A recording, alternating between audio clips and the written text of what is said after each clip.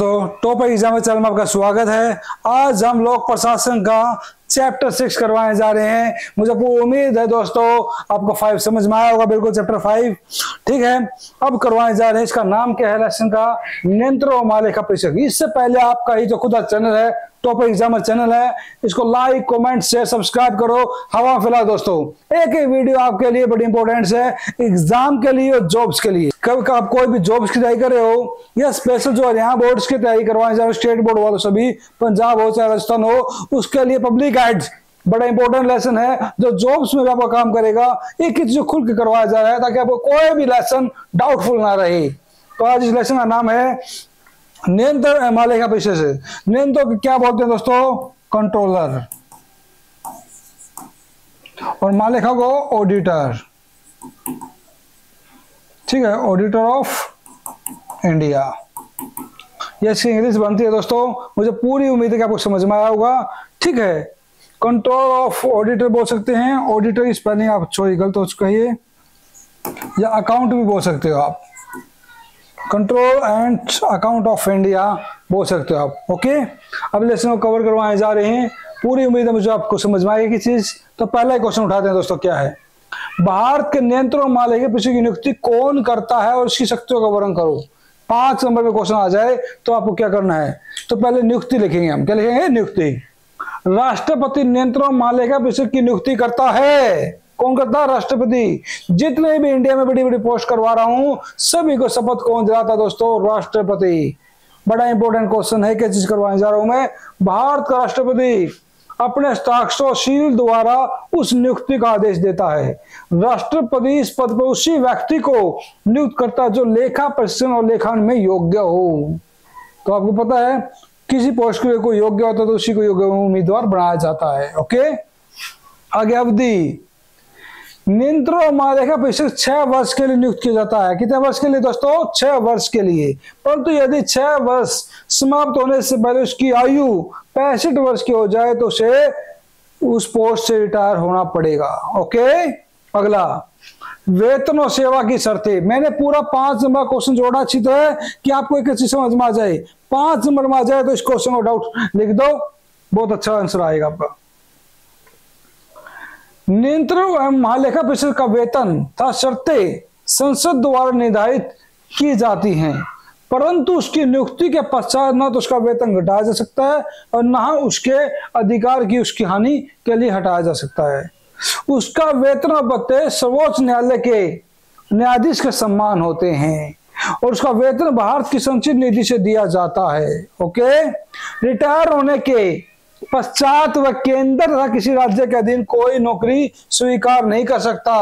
अच्छा क्वेश्चन है। रिटायर होने के पश्चात वह केंद्र तथा किसी राज्य के अधीन कोई नौकरी स्वीकार नहीं कर सकता नौकरी कहीं भी। महालेखा परीक्षक का पद सर्वोच्च न्यायालय के आदर्श रख बनाया गया है ताकि वह अपने कर्तव्य का पालन आजादी पूर्ण कर सके।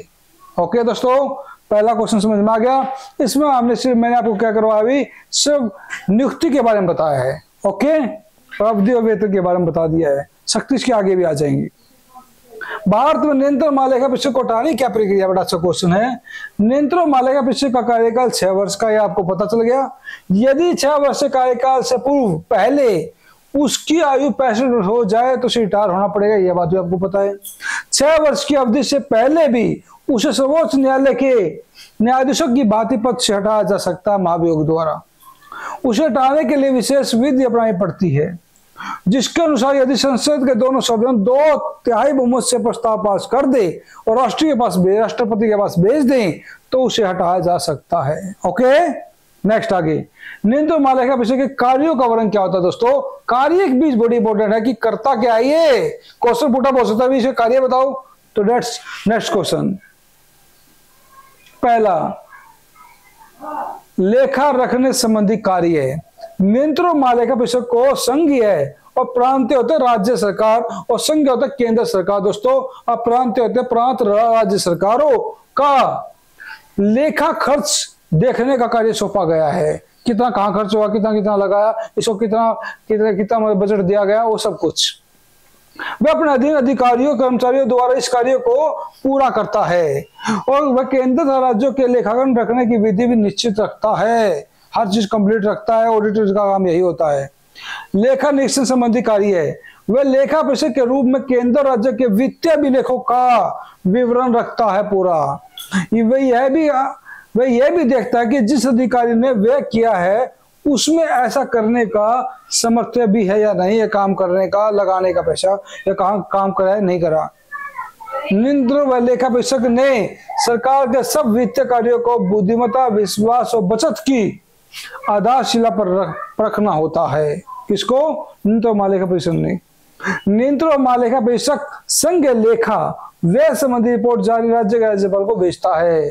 कहने का मतलब यह है, संघ लेखा व्यय संबंधी रिपोर्ट राज्य के राज्यपाल को भेजता है कि इस राज्य में इतना पैसा है, इसके लिए इतना पैसा आया है। ओके दोस्तों, अब आगे है एक स्थिति का वर्णन बताओ। क्या स्थिति का वर्णन बताओ, क्या क्या काम ढंग के बारे में। भारत में नियंत्रक महालेखा परीक्षक के कार्य और भूमिका को देखते हुए यह कहा जा सकता है कि भारत में नियंत्रक महालेखा परीक्षक को महत्वपूर्ण स्थान प्राप्त है। नियंत्रक महालेखा परीक्षक जनता के धन की रक्षा करता है। वह केंद्र और राज्य के लेखांकन रखने की विधि भी निश्चित रखता है। पूरा लेखा जोखा मिलेगा उसे, हर राज्य का कितना पैसा उस राज्य में दिया, कौन से राज्य में दिया है, केंद्र में कितना पैसा बच गया, पूरी रिपोर्ट तैयार होती है इन्हीं के द्वारा। वह लेखा व्यय संबंधी वार्षिक प्रतिवेदन राष्ट्रपति को भेजता है और खर्चों में भी की गई अनियमितताओं को उजागर करता है कि वह अच्छी ज्यादा इतना खर्चा हो गया, इतना खर्चा इतना ज्यादा हो गया, पूरा वो निसंदेह बिना किसी संदेह के नियंत्रक और लेखा परीक्षक का पद अति महत्वपूर्ण है और वह संसद के प्रतिनिधि के रूप में देश की वित्तीय व्यवस्था का पर भी नियंत्रण रखता है, कंट्रोल रखता है, पूरा ध्यान रखता है। ओके, नियंत्रक महालेखा परीक्षक बजट संबंधी किस कार्यों को करता है? अच्छा से क्वेश्चन है। नियंत्रक महालेखा परीक्षक बजट संबंधी महत्वपूर्ण कार्य करता है। वह केंद्रीय सरकार को बजट निर्माण में मदद भी करता है और वह केंद्रीय सरकार को बजट संबंधी आंकड़े भी प्रदान करता है कि कौन सा आंकड़ा सही रहेगा और कहाँ किसको कितना आंकड़े में, किस बजट में और किस काम के लिए कितना पैसा होना चाहिए। ओके, सरकारी धन का लेखा परीक्षण किसके द्वारा किया जाता है? किसके द्वारा किया जाता है? नियंत्रक महालेखा परीक्षक के द्वारा किया जाता है। वह लेखा परीक्षक के रूप में केंद्र और राज्य के वित्तीय अभिलेखों की जांच भी करता है और देखता है कि व्यय संबंध स्वीकृत धनराशि से अधिक तो नहीं किया गया है, जितना पैसा जिस सरकार जिस स्टेट में दिया गया है उससे ज्यादा तो नहीं दिया गया है, पूरा कंट्रोल वो रखता है चीज का। ओके दोस्तों, अब हम करवाएंगे आपको अति लघुतात्मक प्रश्न। आज चैप्टर को हम कंप्लीट कर देंगे दोस्तों, पूरा फोकस कर दो आप। ओके, संसद के द्वारा नियुक्त अधिकारी का नाम बताएं जो सार्वजनिक वित्त पर नियंत्रण रखता है। आपको पता है नियंत्रक महालेखा परीक्षक, क्यों चैप्टर यही चल रहा है, लेकिन पूरा फोकस भी होना चाहिए ना, पूरा मन लगा लो दोस्तों, देखो मजा आएगा। नियंत्रक महालेखा परीक्षक द्वारा प्रस्तुत रिपोर्ट की जांच कौन करता है? सार्वजनिक लेखा समिति करती है। भारत में नियंत्रक महालेखा परीक्षक की नियुक्ति कौन करता है? राष्ट्रपति करता है। भारत के नियंत्रक महालेखा परीक्षक का मतलब कार्यकाल कितना होता है? 6 वर्ष होता है, हमें अभी पढ़ा है। भारत के नियंत्रक महालेखा परीक्षक का मुख्य कार्य क्या होता है? संघ या प्रांतीय सरकारों का लेखा जोखा पूरा ध्यान रखता है वही। भारत में नियंत्रक महालेखा परीक्षक के पद की शुरुआत कब हुई थी? यह बड़ा अच्छा क्वेश्चन है। कब हुई थी? ये भारत में 1919 में हुई थी। किसमें? 1919 में। भारत के नियंत्रक महालेखा परीक्षक की कोई 2 योग्यता लिखी है? बड़ा अच्छा क्वेश्चन है। राष्ट्रपति ऐसे व्यक्ति इस पद पर नियुक्त करता है जो लेखा परीक्षक लेखा में योग्य हो और दूसरा क्या है, उसकी आयु 65 या इससे अधिक ना हो और भारत का नागरिक हो। ओके, भारत का नागरिक तो सब जगह लगा दो कि भारत का नागरिक हो। ओके, अब बहुविकल्प प्रश्न। पहला, संसद के द्वारा नियुक्त अधिकारी का नाम बताया जो सार्वजनिक वित्त पर नियंत्रण रखता है। नियंत्रक महालेखा परीक्षक। नियंत्रक महालेखा परीक्षक द्वारा प्रस्तुत रिपोर्ट की जांच कौन करता है? बड़ा अच्छा क्वेश्चन है। कौन करता है? सार्वजनिक लेखा समिति। कौन करती है? सार्वजनिक लेखा समिति। ओके, ये ना ये सरकारी हिसाब किताब के लिए किस अधिकारी को नियुक्ति की गई है? महागणना परीक्षक। कौन है? सरकारी हिसाब किताब के लिए महागणना परीक्षक। ओके, किस संस्था के द्वारा देश के धन का हिसाब किताब रखा जाता है? विधान पालिका। किस संस्था के द्वारा देश का हिसाब किताब रखा जाता है? ना कार्यपालिका, ना न्यायपालिका, ना मुख्य सचिव, विधान पालिका द्वारा दोस्तों। ओके, नियंत्रक महालेखा परीक्षक किस प्रकार कार्यकाल में स्वतंत्र है? सभी आगे। नियुक्ति के पश्चात उसकी सेवा शर्तों में कार्यपालिका परिवर्तन नहीं करवा सकती, कार्यपालिका उसे पद से हटा नहीं सकती, तो सब सही है। उसके प्रशासनिक खर्च भारत की सिंचाई निधि में दिए जाते हैं, बिल्कुल राइट। तो तीनों हैं दोस्तों।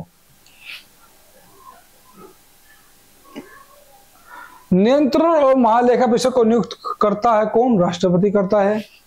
प्रत्येक वित्तीय वर्ष के अंत में आय व्यय की संयुक्त रिपोर्ट संसद में कौन पेश करता है? महागणना परीक्षक। कौन करता है? महागणना परीक्षक। भारत में नियंत्रण और महालेखा परीक्षक के पद का निर्माण कब हुआ था? 1919 में भी पढ़ा हमने, आपको दोस्तों पढ़ाया था 1919 में। नियंत्रण और महालेखा परीक्षक जनता के धन का रक्षक है, ये कथन किसने बोला था? अशोक चंदा ने। किसने बोला था? नियंत्रण और महालेखा परीक्षक जनता के धन का रक्षक है, ये बोला था अशोक चंदा ने। बड़ा अच्छा क्वेश्चन है। भारत के संविधान की किस धारा में नियंत्रण और महालेखा परीक्षक के पद को पूर्ण आजाद बनाने के लिए प्रयास किया गया था? कौन सी धारा थी वो? धारा 148। कौन सी है दोस्तों? धारा 148, 148। संसद में नियंत्रण महालेखा परीक्षक की आलोचना करने का मतलब होगा संविधान के तहत उसकी स्थिति को कमजोर करना। यह बात किसने बोली थी? पंडित जवाहरलाल नेहरू ने। किसने बोली थी? पंडित जवाहरलाल नेहरू, भारत का प्रथम प्रधानमंत्री।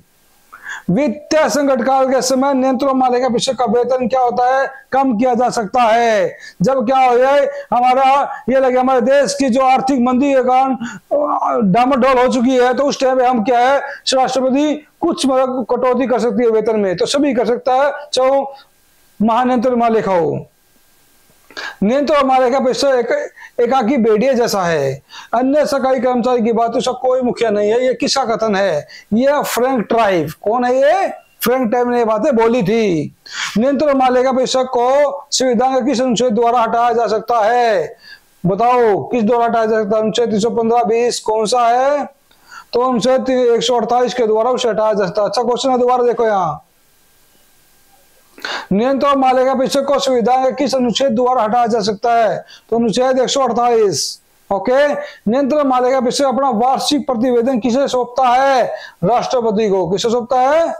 तो ये लेसन कंप्लीट हो चुका है। अब मुझे पूरी उम्मीद है कि आपको लेसन समझ में आया होगा। फिर भी कोई डाउटफुल लगते तो कमेंट में क्लिक करो, और ये आपका चैनल टॉपिक एग्जाम है, इसको लाइक सब्सक्राइब करो और वीडियो फैला दो। आज हमारा चैप्टर 6 पूरा हो चुका है, नियंत्रण महालेखा, जो बोलते हैं control and audit general of India. इस चैप्टर को पूरा मुझे उम्मीद है कि चीज आपको समझ में आई होगी। सभी क्वेश्चन ऐसे जोड़े गए हैं जो बुक से बिल्कुल भी बाहर नहीं है और ना ही एग्जाम से बाहर आएगा। हर क्वेश्चन में जोड़ा गया है दोस्तों। वीडियो को लाइक करो, सब्सक्राइब करो। ओके।